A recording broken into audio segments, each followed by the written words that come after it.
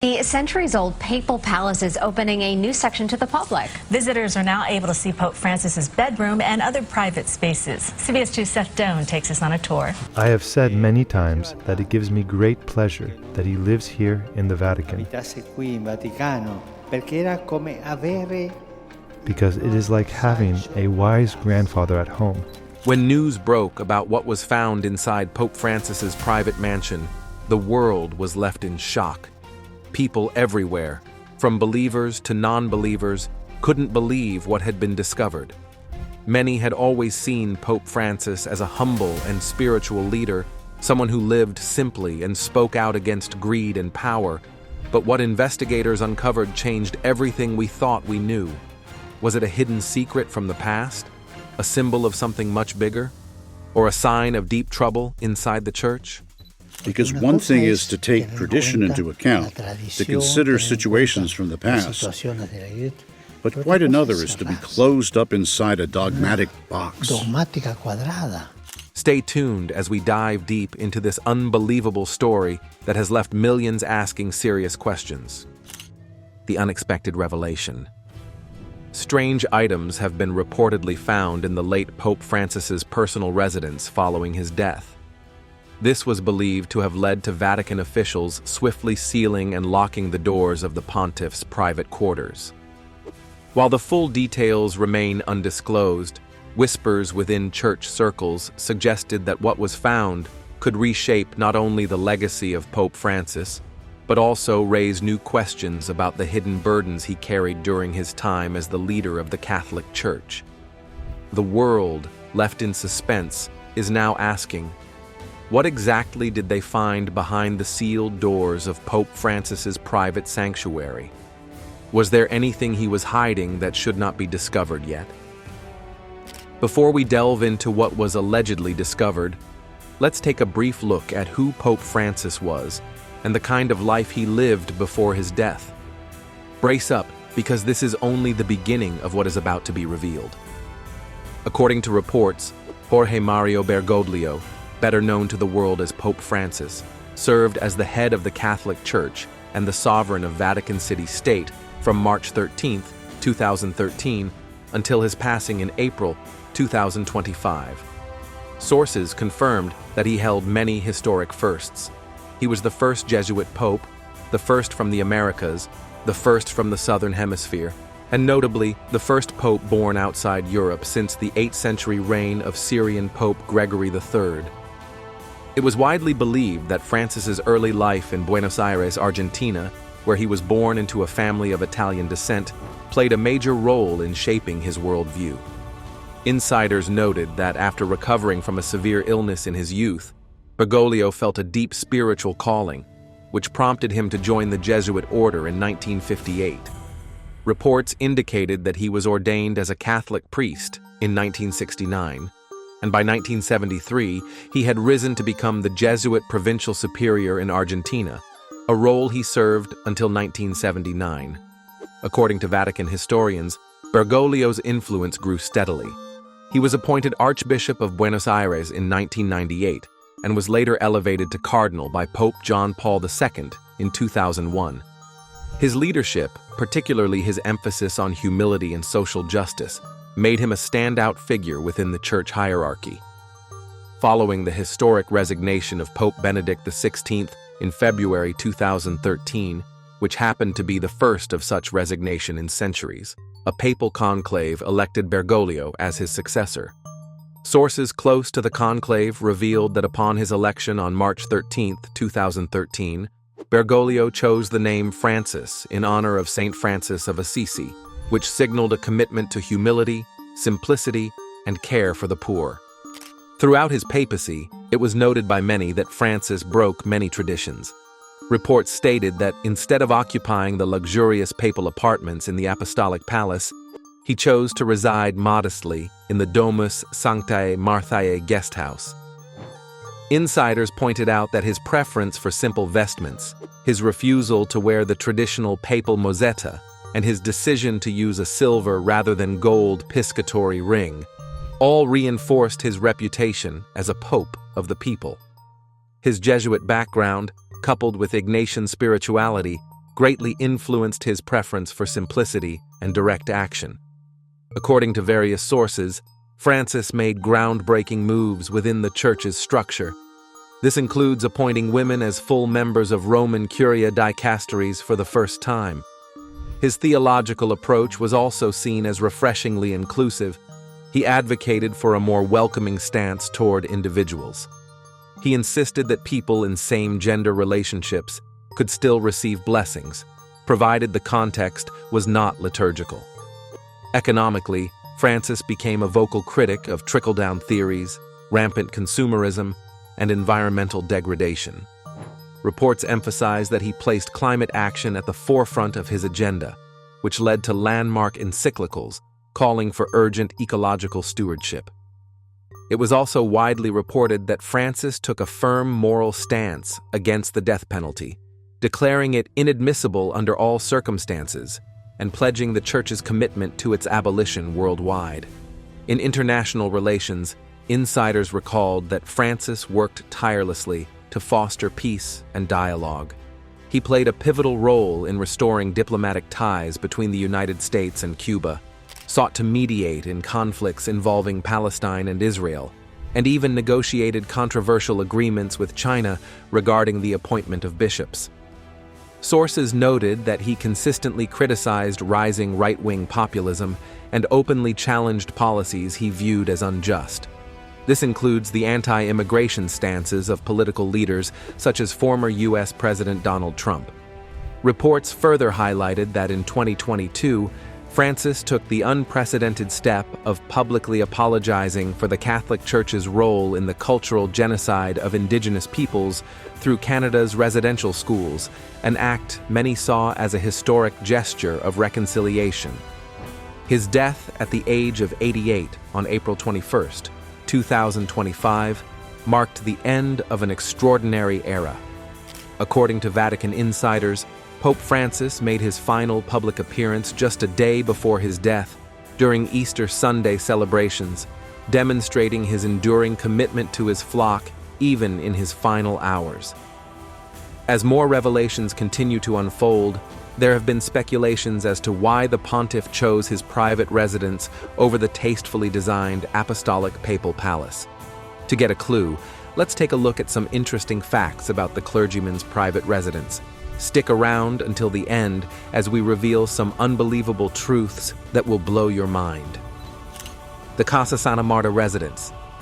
According to reports from Vatican insiders, when Cardinal Jorge Mario Bergoglio was elected Pope Francis in March 2013, he immediately shocked longtime Vatican observers by rejecting the traditional move into the papal apartments. Sources confirmed that instead of occupying the luxurious quarters reserved for his predecessors, Francis chose to remain in the Domus Sanctae Marthae, the Vatican guest house typically used by cardinals during conclaves. At the time, Vatican spokesman Federico Lombardi explained that Francis was experimenting with this type of simple living. He emphasized that the arrangement allowed him to live in community with others.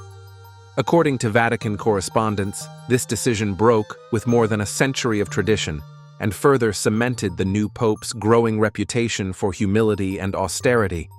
It was widely believed that for those familiar with Bergoglio's life as Archbishop of Buenos Aires, this decision came as little surprise.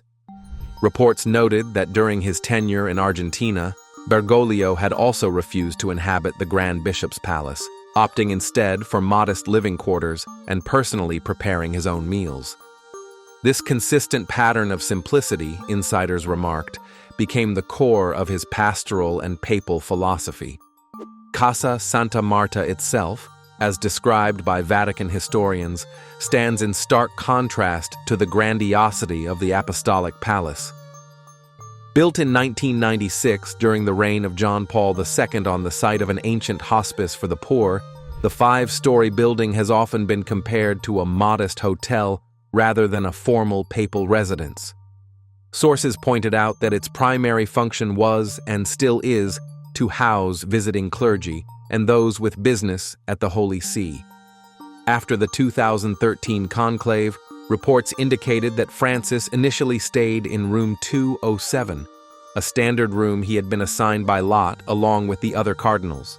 However, according to those familiar with Vatican arrangements, he later moved into Suite 201, which happened to be a slightly larger room totaling approximately 538 square feet.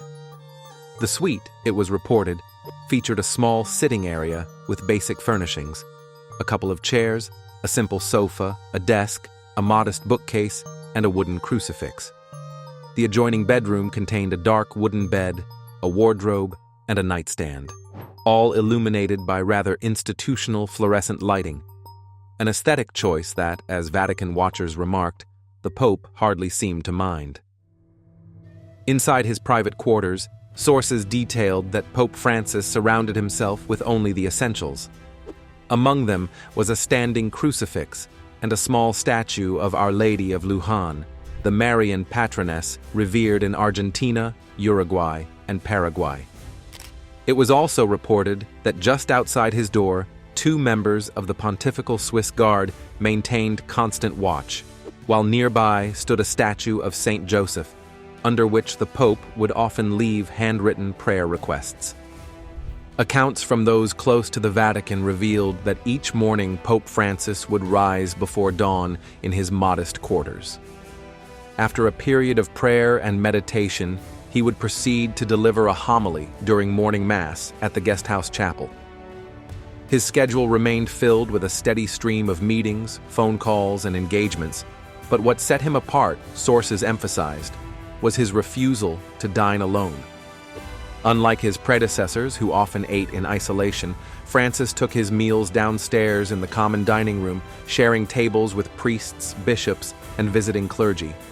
Observers believed that this choice, to eat among others and to maintain a communal presence, reflected Francis's deep-seated desire to remain connected to the broader church community and avoid the isolation often associated with the papacy. According to several clergy who stayed at Casa Santa Marta during his time, it was this daily personal interaction that most vividly embodied Francis's vision of a humble, service-oriented church.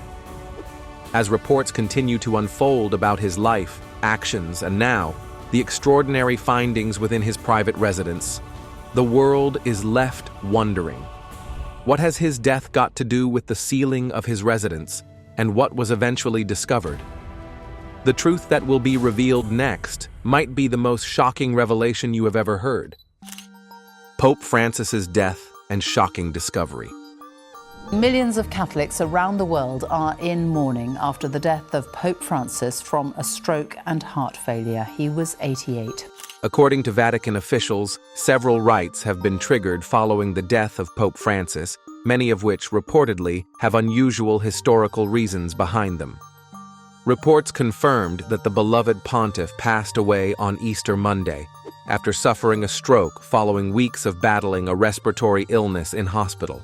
Sources reported that the first steps of the protocol included dressing Pope Francis's body in red liturgical vestments and preparing him for public viewing in an open casket at St. Peter's Basilica. His formal papal apartment in the Apostolic Palace was also ceremonially sealed with a red ribbon and liquid wax impressed with his papal seal. The period was declared as vacant see, which is believed to be the time between the death of one pontiff and the election of his successor. Eyewitness accounts detailed officials carefully draping the red ribbon across the grand doors of the Apostolic Palace, a ritual historically intended to prevent looting. However, observers noted that this act was largely symbolic in this case, as Pope Francis had famously chosen to reside in the humble quarters of Domus Sanctae Marthae, rather than the Apostolic Palace ever since his election in 2013. Further traditions surrounding the late pontiff include the destruction of his gold signet ring. Becomes the next pope, one thing is certain: he'll wear a new papal ring. A unique piece of jewelry is cast for each pope, known as the fisherman's ring, which he wore on his right hand. Valued at approximately $520,000, it will reportedly be smashed with a special hammer by the Camerlengo to prevent misuse or forgery, as the ring was traditionally used to seal official papal documents. Despite advancements that have made its functional purpose largely obsolete, the ritual remains an important ceremonial gesture. Following these ceremonies, preparations will reportedly turn to the next stage, the conclave. According to Vatican protocol, at least 15 days must pass after the Pope's death before the cardinals convene in the Sistine Chapel for the secretive process of electing the next successor to St. Peter. However, amid the preparations, Vatican officials reportedly made a remarkable discovery. During a final inspection of Pope Francis's modest quarters at Domus Sanctae Marthae, a private journal was found tucked carefully behind a simple wooden crucifix in his bedroom. According to sources close to the Holy See, the journal, written in the Pope's own hand, contained deeply personal reflections on his papacy, prayers for the future of the Church, and candid thoughts on the pressing global crises he had navigated. Even more astonishing, reports claim that inserted within the pages of the journal was a sealed letter bearing the personal insignia of Pope Francis. According to insiders, the contents of this letter allegedly include the pontiff's private wishes for reforms he had been unable to complete, sensitive advice to his successor, and perhaps most stunning of all, a heartfelt prophecy concerning the future direction of the Catholic Church in an increasingly turbulent world. While Vatican authorities are said to be handling the matter with the utmost discretion, speculation is already mounting about whether Francis's final message will eventually be revealed to the faithful or kept under strict Vatican secrecy. As the Church prepares to honor his memory and elect his successor, one question lingers over the entire Catholic world. Will Pope Francis's final words spark a new chapter of transformation, or will they remain a hidden testament to a vision the world was never meant to see? Stay tuned, as the most shocking part is next. Future impact of Pope Francis's legacy. As the first pope from Latin America and from the global south more generally, Pope Francis was a real symbol for Catholics outside of the Northern Hemisphere. In death, as in life, Pope Francis cast aside formality, desiring a simple funeral that reflected the humility he had embodied throughout his papacy. However, reports noted that achieving simplicity was difficult under the shadow of St. Peter's Basilica. It was reported that royals, presidents, cardinals in red vestments, and hundreds of thousands of faithful gathered for his funeral mass on Saturday, an event that underlined both the weight of history and the continuity of tradition. Observers remarked that Francis was the 266th pontiff of the Church's 2,000-year-old lineage. Sources described how his plain wooden coffin was driven through the streets of Rome, passing landmarks like the Colosseum, where throngs of mourners bid their final farewells. Among them, American Sonia Sweeney reportedly reflected that Pope Francis had been particularly important for the younger generations, praising his openness and love, which she believed had welcomed not just Catholics, but people of all backgrounds.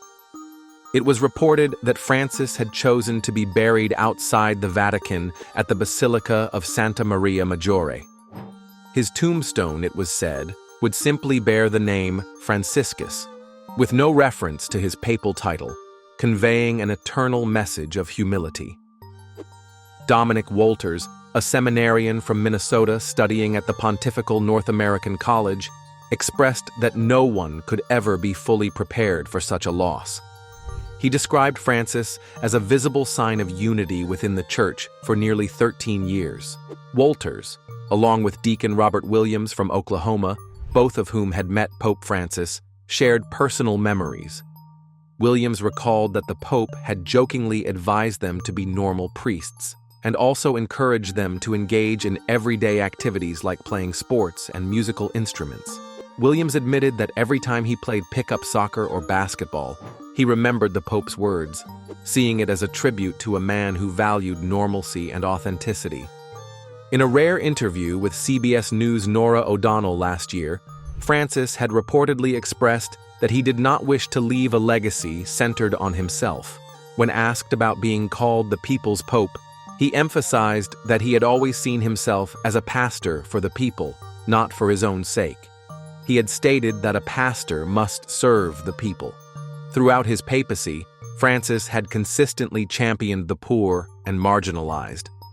In his historic 2015 address to the U.S. Congress, the first by any pope, he had highlighted the urgent need to offer hope to those trapped in cycles of poverty.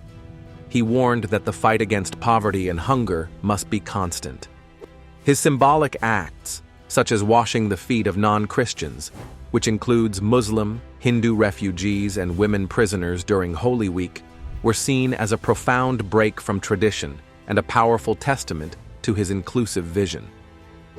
Francis Rocca, who had covered the papacy for the Wall Street Journal, observed that Pope Francis had made the papacy more approachable and accessible, even while inadvertently becoming a modern celebrity figure.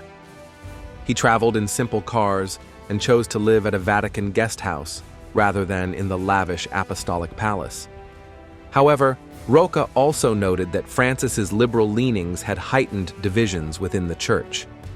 Whether Pope Francis would be remembered as the beginning of a liberalizing trend or as an anomaly in the Church's doctrine, Rocca suggested, was something that only history would determine. Meanwhile, it was reported that the cardinals had already begun meetings in preparation for the conclave, the secretive and historic process by which they would elect the next pope. When asked about his thoughts on the meetings, Deacon Robert Williams expressed that he approached the situation with a healthy curiosity, reminding himself that times of uncertainty were opportunities to renew his faith and trust in divine guidance. At the Pontifical North American College, seminarians like Williams and Walters conveyed that the global attention given to the conclave and church traditions was, in itself, a beautiful testament to the enduring significance of the Catholic Church. In the end, Pope Francis's death left the world pondering.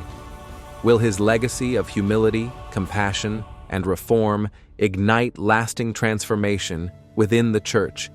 Or will it eventually be seen as just a fleeting moment of change in an ancient institution? What do you think about the discovery made at Pope Francis' residence? Do you believe that there's truly something secretive? Let us know in the comment section. Remember to like, share, and subscribe for more. Also, click the following video shown on your screen. You will enjoy it.